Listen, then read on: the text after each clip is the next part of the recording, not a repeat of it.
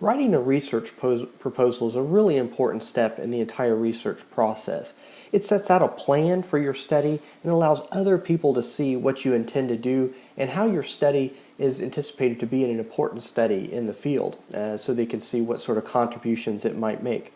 Here I'm going to walk you through the various elements, the anatomy of a research proposal, if you will, so you can kind of understand what's included in it and the type of information that you'll want to write as you begin creating those research proposals. Now, what you see on the screen here is a simple cover page for a research proposal. You'll notice the standard APA running head and short title of the proposal, and you also begin noticing that the numbering begins on that first page. This is a sort of basic information that would be included on the first page of a research proposal. You would include the title, you'd include your name, the course that it's associated with, and the institution that you're writing the research proposal for. This cover page is simple. It should not be include a lot of detail or anything like that, but just simply laid out so someone can easily see what it is that you intend to be writing about. As we get into the first kind of page of content matter of a research proposal, you'll notice that we still retain the header, all in caps, and the numbering continues for page 2. You'll rewrite the title of the research proposal and then begin with the introduction. The introduction should include just a very basic background and overview of what the study is about. You'll next begin to see the theoretical and conceptual framework. This includes the theories that you're going to be using that explain how your research study is to work, or how you anticipate that going forward. Next, you'll include a problem statement. The problem statement is meant to be a succinct statement about what the problem is that you're trying to solve. And notice that a lack of study or a lack of literature on a problem is not in and of itself a research problem. You really have to understand why the study needs to be conducted. And this is an opportunity right up front to tell your reader that. Next is the purpose of the study. It's what your study intends to do. And again, this should be a very succinct statement. If either of these problem statements or the purpose statement going beyond 2 paragraphs each, you really need to go back and look and see, are you writing it at its very concise level. Next comes the research questions and or hypotheses. Now, some studies include just research questions, some studies include just hypotheses, others include both. For the purpose here, that you'll want to include probably both. So you have experience with writing both research questions, but also making a prediction about what it is you anticipate finding there. So that will be included there, and those are listed in a very simple way. They could be research question 1, and then you would begin, or hypotheses, and then you'll obviously list your null hypotheses as well. Those will all be included within that research questions and hypotheses section. Next is the definitions of key terms. Now, it's important to note that we deal with 2 types of definitions here. We deal with conceptual and we deal with operational definitions.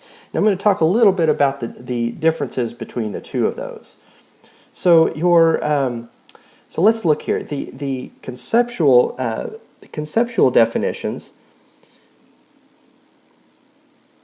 are actually, you'll find that these are in quotes, okay? So these are going to include the definition of a particular term that's included in your study, and oftentimes they're going to include page numbers of references that you're getting them from, okay? So these are things that are coming directly out of literature.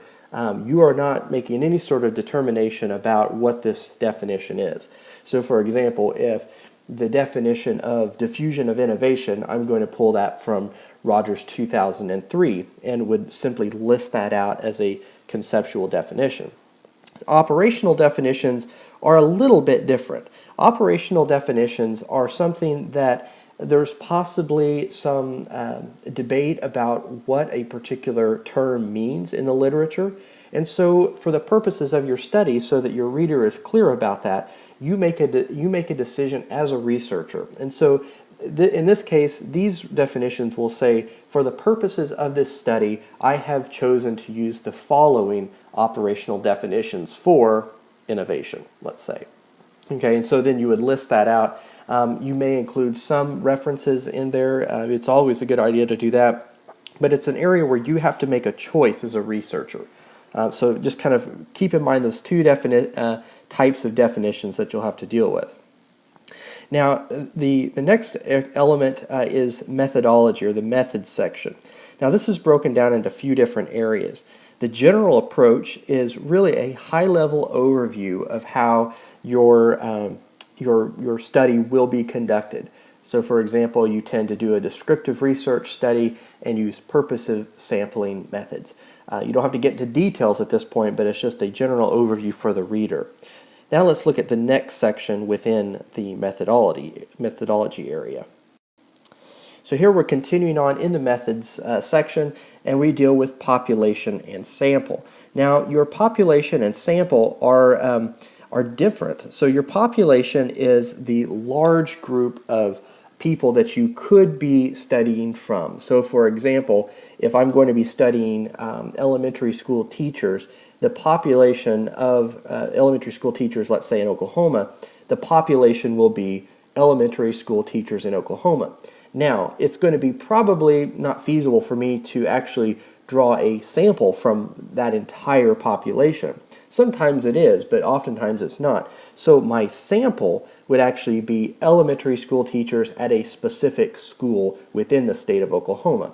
And I would denote that out within this section. So I want to determine what my population is and what the sample is that I'm dealing with. Next is instrumentation. This is going to be your questionnaire that you're using for your study. Here you'll describe the questionnaire out, including how many items are on the questionnaire, any sort of subdimensions that might be included. You want to give some information about the validity and the reliability of the instrument from past research studies, why you've chosen that research questionnaire. All that information will go in this instrumentation section. Next is included in the methods section is the procedures. You can think of this like a step-by-step plan for how you're going to be conducting the study. So for example, you would say, first of all, I'm going to go to a research site and I will administer the survey to the subjects, and you would continue describing that in great detail and what you are going to be doing as a researcher. The detail on here should be enough so that someone else could come along and actually replicate the study without having to talk with you. It should be that detailed. The next area in the methods section is the data analysis area. Now, this is going to describe how you intend to analyze the data that you collect. Now, a great way to do this is actually using a research table, sometimes referred to as the magic table. And here, so you would list out your research questions down this table. You would include the data source, so maybe the questionnaire that you have there, and then the analysis procedures that are included. Now, the analysis would include like descriptive statistics. It could include any sort of inferential statistics that you're running, such as a t-test or correlations. Those would all be included within those elements there. So including that table within some overview description of the data analysis is a great technique to use. Next up is the timelines for conducting the study. Now you want to give a brief description here, but also you'll notice a table, and we'll continue this on the next page, of just the various major phases that you're going to be working through. So let's say, for example, if you're going to conduct a pilot study, you would include that pilot study as a phase on your research study, and try to anticipate how long it would take you to complete that particular phase of the study. So let's continue this on the next page. You'll notice here on we have the remaining elements of the timelines for the study here. And then I also included a section of costs. Now, oftentimes costs are left out of the planning of research studies, but they can be very important. You want to include here things like licenses for survey software. You might want to include licenses for your analysis software. You might include paper cost for printing your research instruments. So all these sort of things should be anticipated within this section. So that's the final area of the methods section. Now let's look at the limitations, assumptions, and delimitations of your study that would be included in your proposal. So first of all, your anticipated limitations of a study are going to be just the things that, by the nature of the study that you're conducting, are going to be limited. So for example, going back to the teachers in Oklahoma, if I'm sampling from a specific school, I know that while the study may capture the opinions of the teachers at that particular school, it may not include geographic diversity across teachers across the state. So that would be a limitation of the study that I want to acknowledge and put up front. It doesn't mean that I can't conduct the study or that I don't conduct it. It means that I, as a researcher, recognize that to be a limitation. Now, the assumptions of a study are something that we set forward as that these are just the assumptions of conducting research. So one assumption, for example, if you're conducting survey research, is that we have to assume the people that are filling out the survey are truthful and are responding to the best of their knowledge, that they understand what the survey instrument is asking of them. And so these are assumptions that we may not ever know the exact truth of, but we want to put that forward as a researcher in an effort to be very transparent in that. Next is delimitations. Delimitations are things that you do from a researcher standpoint that help to focus the study, or you delimit it in a way that is targeted to that. So let's say, for example, I was really interested in teachers across the state of Oklahoma, so all teachers teaching all grades. However, I recognize that that's going to be very challenging, so I on purpose delimit the study to elementary school teachers. Okay, so I have to identify that and put that within the context of the study and write that out in the proposal. So limitations, assumptions, and delimitations are really important from a transparency standpoint when you're conducting research. Now moving on, let's look here at the significance of the study. Now recognizing that you haven't completed the study yet, but you can begin to anticipate what sort of significances that the study will have on the things that you're researching. And you can focus this in three different ways, two of which are listed on this page, and we'll talk about the third in just a moment. The first is theory. So what significance does your study have on the building of the theories?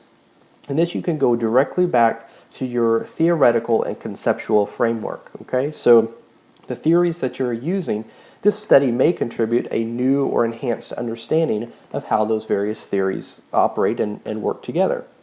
Next is the research element. Now this deals with the sort of data.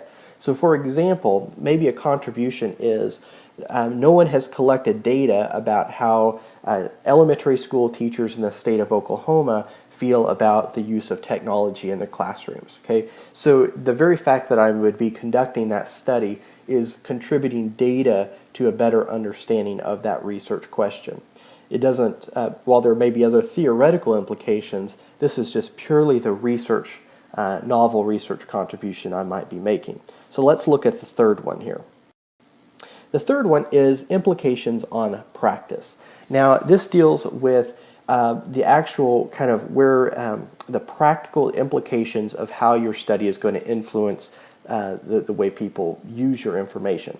For example, going back to the teacher side of things, so we understand that maybe a better understanding of how teachers feel about technology in their classrooms will help to change how we train teachers to use technology in the classroom. That would be a very practical significance about this study, that it's going to outline essentially a roadmap for those people who may be charged with preparing teachers to use technology in their classroom. So those are the three significances that you want to address from a theoretical level, a research level or empirical level, and a practice level. The final really kind of content matter that you'll include in your research proposal is a planned literature review. Now, you don't have to conduct out the full literature review yet. That'll be in your actual write-up. But you want to include a good amount of information here about this sort of topics that you'll be covering in your literature review, and you'll also go back again to your theoretical and conceptual framework. That you can, if there's an element in that framework, that's an element that needs to be included in your literature review, at least to some degree. But this is an opportunity for you to plan out how you're going to conduct that literature review and what would be included in it. So now let's look at some of the final elements that would be included in a research proposal. Certainly you want to include a references section. This would include your APA style references that are listed down. A good research proposal actually includes a good amount of references because you want your researcher to feel confident that you have done the background literature review that's going to be that'll help your study be successful. You want to build on prior knowledge, and so including those references helps to enhance the legitimacy of the research you're conducting. Next is an Appendix A, and this would include where you would include the instrument that you are planning to use for your study. So your questionnaire would be listed and included here. You'll also reference these appendices throughout your document when you talk about them. So here, this would be in the instrumentation section of the methodology area. So you say, referenced in Appendix A is a copy of the questionnaire that I intend to use for my research study. And the final common thing that we often see in research proposals is an appendix dedicated to permissions. Now, anytime that you conduct a research study, you often have to seek permission from your sampling sites, so where you're going to actually go conduct the data. You may actually have a permission from the author of a questionnaire to use that questionnaire in your study. Including an area in your research proposal that deals with permissions is a great way to outline that for your readers so that they understand that you've done the background work needed to do to be able to conduct that research study. So those are included in that research proposal as well. So in this tutorial, I've outlined each section of a common research proposal and it's given some short explanations for what would be included in each of those sections. As I mentioned, a research proposal is an opportunity for you as a researcher to very clearly outline a plan for how you're going to be conducting your research. And you'll often find yourself going back to this proposal throughout the research process to see how you're doing the things that you need to be carrying out, just because we often forget the details, and the written proposal is a way for us to document those details and use them as a plan for conducting good quality and good quality research in our field.